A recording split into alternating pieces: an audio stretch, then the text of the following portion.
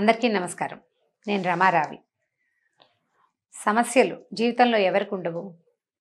ఎవరికైనా సమస్య లేకుండా ఉంటుందా? ఎంత చెట్టుకు అంత గాలి అని చెప్తూ ఉంటాం. సాధారణంగా చెప్పేదే. మామూలు సమస్యలు వేరు, కొంచెం పెద్ద రకం సమస్యలు వేరు. పెద్ద రకం సమస్యలు ఏమిటో ముందు చూద్దాం, అప్పుడు మామూలు సమస్యల గురించి ఆలోచిద్దాం. వివాహం కాకపోవటం ఆడపిల్లలకి, తర్వాత ఆసక్తి లేని చోట పెళ్ళవటం, ఇష్టం లేని పెళ్ళవటం అన్నమాట. తాగుబోతు భర్తలు, కాల్చుకు తినే అత్తవారు, ఎంత చెప్పినా మాట వినని పిల్లలు, ఏ రకంగానూ సహాయం చేయని చుట్టపక్కలు, కలిసి రాని స్నేహితులు, జీవితానికి ఎదుగుబొదుగు లేకపోవటం, భర్తలకి సంపాదన లేకపోవటం, లేదా భార్యలు చదువుకున్న వాళ్ళకి ఉద్యోగాలు రాకపోవటం, ఏ వ్యాపారం మొదలుపెట్టినా ఫెయిల్ అయిపోతూ ఉండటం. ఇవి పెద్ద సమస్యలు. ఇక చిన్న సమస్యలు, మనం బయటికి బయలుదేరినప్పుడు ఆటో దొరకపోవటం, ఫోన్లో ఎవరికోసమో ట్రై చేస్తుంటే వాళ్ళు దొరకపోవటం, స్టవ్ మీద పాలు పెట్టి ఫోన్లో మాట్లాడితే పాలు పొంగిపోవటం, భర్తగారు ఏమన్నా తిట్టడం, పిల్లలు అల్లరి చేయటం, పిల్లలు అన్నం తినకపోవటం. చాలా పెద్ద సమస్య అది. పిల్లలు అన్నం తింటూ, మా అబ్బాయి అన్నం తింటూ ఏం చేయాలండి?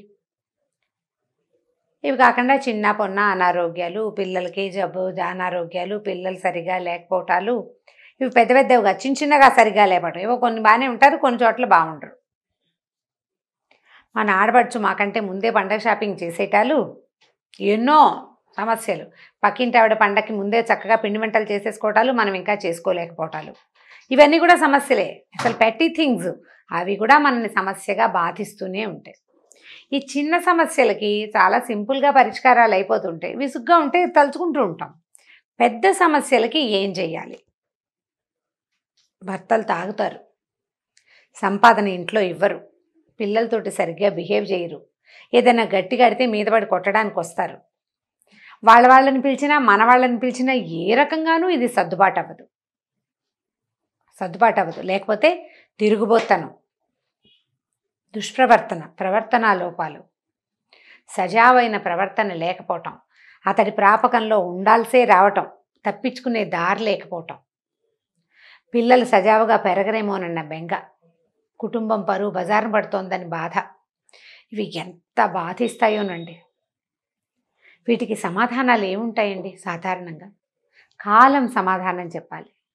అవి ఎవరికోటతోటైనా చెప్పుకుంటూ ఉంటే, చెప్పగా చెప్తూ ఉంటే అంటే ఏమంటారంటే ఒక వెళ్ళబోసుకోవటం, ఎవరికైనా చెప్పటం, చెప్పి కాసేపు ఏడ్చేస్తే ఆ పూటకు సరిపోతుంది, మళ్ళీ రేపటికి మళ్ళీ స్టార్ట్.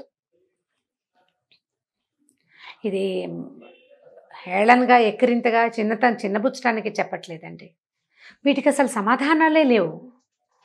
ఇలాంటి ప్రశ్నలకి సమాధానాలే ఉండవు. ఇలాంటి సమస్యలకి అసలు ఏ ఆన్సరు ఉండదు. వాళ్ళకి కుటుంబము, సమాజము వాళ్ళ వెనకాల నిలబడి ముందుకు నడిపించుకుంటూ తీసుకెళ్ళాలి. ఏదో తెలియక పెళ్లి చేసాం, వీడు తాగుబోతు తెచ్చినాడని తెలియలేదు అని ఇలా తిట్టేస్తారు పెద్దవాళ్ళు. కాకపోతే అమ్మలో, తమ్ముళ్ళో, అన్నదమ్ములో, కజిన్సో ఎవరైనా కొంత సహాయంగా ఉండి ఈ కుటుంబాన్ని ముందుకే తీసుకెళ్ళటానికి సహాయం చేస్తారు. ఇప్పుడు ఎవరు లేరనుకోండి, ఏం చేయాలి అప్పుడు? ఇలా సమస్యలు ఉన్నాయని ప్రతి వాళ్ళు మనం ఏదైనా వేరే వ్యవహారం చూసేద్దాం, అసలు మనం జీవితం మీదే ఆశ వదిలిపెట్టేసుకుందామని మరణాలకు వెళ్ళిపోతామా? అదేనండి దీనికి సమాధానం. సమాధానం లేని సమస్యలకి, ఏ రకంగానూ మనం సర్దుబాటు చేయలేని సమస్యలకి మరణమే శరణ్యమా అన్నప్పుడు కాదు.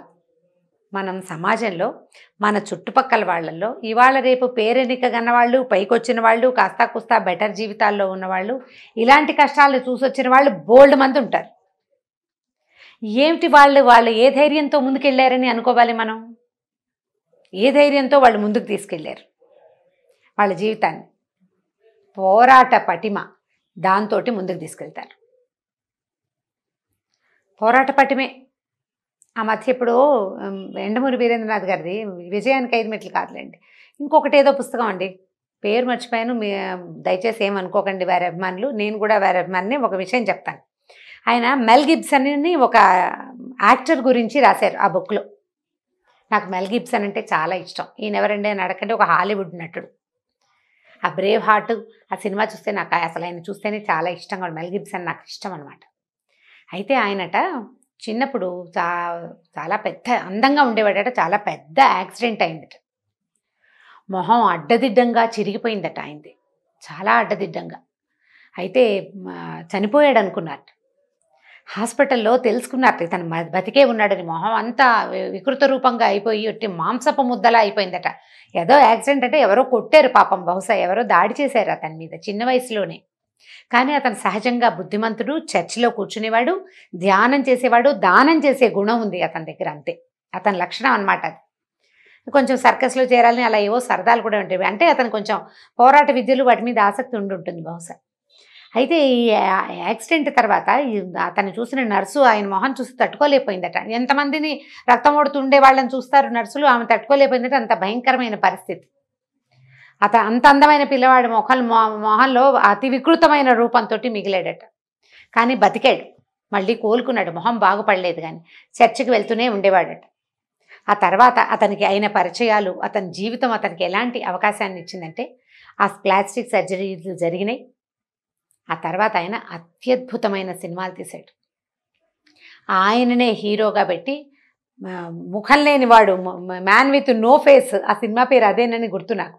అలా సినిమా తీశారు. ఆ తర్వాత ఆయన తీసిన సినిమాలు సూపర్ సినిమాలండి.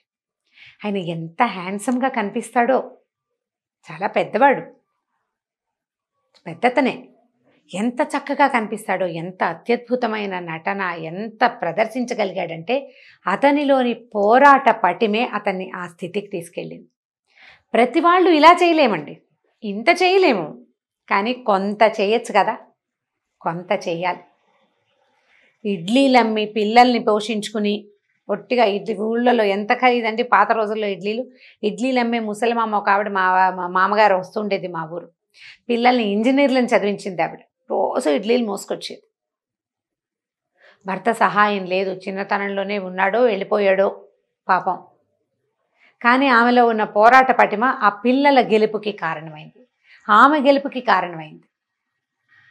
మనం ఇవాళ వాళ్ళ పేరు ఒకళ్ళు తలుచుకుంటున్నారంటే వాళ్ళు సాధించారని అర్థం. సమాధానాలు లేని సమస్యలు చాలా ఉంటాయి. దానికి మనం సమాధానంగా నిలవటం ఎట్లా అనేది ఆలోచించాలి, పోరాడాలి, దానికోసం ఓపికగా భరించాలి, మన పరిస్థితులు బాగుపడేదాకా వెయిట్ చేయాలి. వీళ్ళతోటి కాదు, మన కంపానియన్ తోటి అవ్వకపోవచ్చు, సంతానంతో కావచ్చు, పిల్లలతోటి కావచ్చు, అప్పుడప్పుడు మన వల్ల కూడా కావచ్చు. మనం ట్రై చేయాలి. పోరాట పటిమతో సాధించలేనిది ఏదీ లేదు. ఝాన్సీ లక్ష్మీబాయి ఆవిడ కథ చదువుతుంటే రక్తం పరిగెడుతుంది, శరీరం రోమాంచం అవుతుంది. సొంత సంతానం కూడా లేకుండా రాజ్యాన్ని కాపాడాలని ఒక స్త్రీ చేసిన ప్రయత్నం ఆమెను ఇప్పటికీ చరిత్రలో నిలబెట్టింది. అంత చరిత్రకెక్కపోతే మన సొంత చరిత్రలు మనం రాసుకోవాలి కదా, మన పిల్లలకి మనం ఆదర్శంగా నిలబడాలి కదా. మన జీవితాన్ని మనం నుంచోబెట్టుకోవాలి. భగవంతుడు ఇచ్చిన జీవితాన్ని మధ్యలో ఎండ్ చేసే హక్కు ఎవరికీ లేదు, ఆడ మగ ఎవరికీ లేదండి. ఏదో ఒకటి జరగలేదనో, ఏదైనా కొన్ని పరిస్థితులు అనుకూలంగా లేవనో, కొంతమంది అయితే మరి అబ్బాయి ఒప్పుకోలేదని, భర్త కాదన్నాడని, పుట్టింటికి పంపలేదని, ఇలా పిచ్చి పిచ్చి కారణాలతో కూడా జీవితాన్ని ఎండ్ చేసుకుంటారు. అదే నా సమాధానం. నుంచోడం రాదు నీకు? వెన్నెముక లేదా స్త్రీలకి? లేదండి. భగవంతుడు మనకి వెన్నెముక పెట్టాడు కదా, దాని బలం మీద మనం ఎందుకు నుంచోం? దాన్ని ఎందుకు నిలబెట్టాం? మనని చూసి మరో నలుగురు నిలబెడతారు. చిన్న చిన్న పల్లెటూళ్ళల్లో చిన్న గ్రూపులుగా తయారయ్యి వాళ్ళకి చేతికి వచ్చిన చిన్న చిన్న పనులు చేసుకుంటూ కూడా బిజినెస్ చేస్తున్నారు ఆడవాళ్ళు. ఏ సాధనాలు లేవు, ఏ ఎలక్ట్రానిక్ గూడ్స్ లేవు, ఏ కరెంటు సాధనాలు లేవు. చచ్చి చెడి 3 రాళ్ళు పెట్టి పొయ్యి పెట్టి అన్నం వండుకుని తీరాల్సిందే వాళ్ళు. అయినా కూడా పోరాట పటిమ చూపిస్తున్నారు. చదువుకున్న వాళ్ళం కూడా పోరాట పటిమ చూపించలేమా? కంపెనీను సరైన వాడు కాకపోతే ఇక అంతేనండి మన జీవితం. పెళ్ళే చేసుకోవాలా అని ఈ మధ్య ఎవరో ఒక అమ్మాయి అడిగింది. పెళ్లి చేసుకోవాలి, ఏ వయసుకు పెళ్లి చేసుకోవాలని ఒక వీడియో చేశాం కదా, ఏవో చేస్తుంటాం రకరకాలు. ఏ వయసుకు పెళ్లి చేసుకోవాలంటే ఏంటంటే మీరు అలా చెప్పారు, 24కో 26కో చేయకపోతే కుదరదా? పిల్లల్ని కంటం తప్పిస్తే నాకు ఇంకేం లేదా నా బతుక్కి? నేను అదే ఎందుకు చేయాలి? నేను బిజినెస్ ఎందుకు చేయకూడదు? చెయ్యి లక్షణంగా. బిజినెస్ కాకపోతే స్వర్గానికి నిచ్చెనలేసి ఎక్కి వెళ్ళిపోండి. ప్రయత్నం చేయాలిగా ముందు. ప్రయత్నం చేయాలి. ప్రతి వాడు ప్రయత్నం చేసి తీరాలి. వాడంటున్న స్త్రీ అంటలేదండి, జీవుడు అని చెప్తున్నా నేను. పురుషుడు స్త్రీ కాదు పాయింట్. మనిషై పుట్టింది ఆడ కానీ మగ కానీ తమ పరిస్థితులకి లోబడి లొంగిపోయి వంగిపోవద్దు. భగవంతుడు నిటారైన వెన్నెముకనిచ్చాడు మనకి, మనుషులకి. అడ్డంగా లేదు, భూమికి హారిజంటల్గా లేం, మనం పైకే ఉన్నాం. ఈ పైకి ఇచ్చిన వెన్నెముక ఏంటంటే బోర విరుచుకుని నిలబడడానికి, దానికోసం ట్రై చేయడానికి. కంపానియన్స్ తోటి వచ్చే సమస్యలు, ఫ్యామిలీస్ తోటి వచ్చే సమస్యలు, దాన్ని పోరాడలేక, దానికి సమాధానం చెప్పలేక, తెంపుకుని బయటికి వెళ్ళలేక, సమాజంలో ఒంటరిగా అవుతామేమో, సమాజం దృష్టి మన మీద ఏదైనా చెడుగా పడుతుందేమో అనే భావనలతోటి జీవితాలు అంతం చేసుకోవద్దమ్మా. దానివల్ల మీ తర్వాత మీకు లేనిపోని పిచ్చి పేర్లన్నీ అంటగడతారు జనం. మీ చాతకాంతనం ఎల్లెడలా చాటింపబడుతుంది. చేతకాని వాళ్ళుగా మిగలద్దు, చేతైన వాళ్ళుగా ధీటుగా చూపించండి.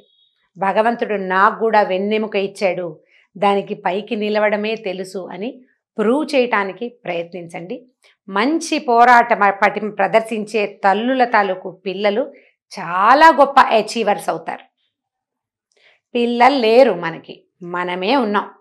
మనని అనుసరించే వాళ్ళు కూడా మనతో ధీటుగా తయారవుతారు. మన పేరు ఎప్పటికీ నిలబడుతుంది. నిలబెట్టుకునేందుకు ప్రయత్నం చేయండి. పడిపోవటానికి, పారిపోవటానికి, తప్పించుకోవడానికి ప్రయత్నం చేయొద్దు. పరిస్థితులు రకరకాలు ఉంటాయి. పెట్టి సమస్యల కోసం ఇలాంటి ప్రయత్నాలు చేయకండి. పెద్ద పెద్ద సమస్యలు తప్పకుండా వాటిని ఎదిరించి నిలబడండి. ఈ వీడియో కనుక మీకు నచ్చినట్లయితే లైక్ చేయండి, షేర్ చేయండి. మరిన్ని వీడియోస్ కోసం మా ఛానల్ని సబ్స్క్రైబ్ చేసుకోండి. సుమన్ టీవీలో మీ పర్సనల్ అండ్ బిజినెస్ ప్రమోషన్స్ కోసం కింది నెంబర్కి కాంటాక్ట్ చేయండి.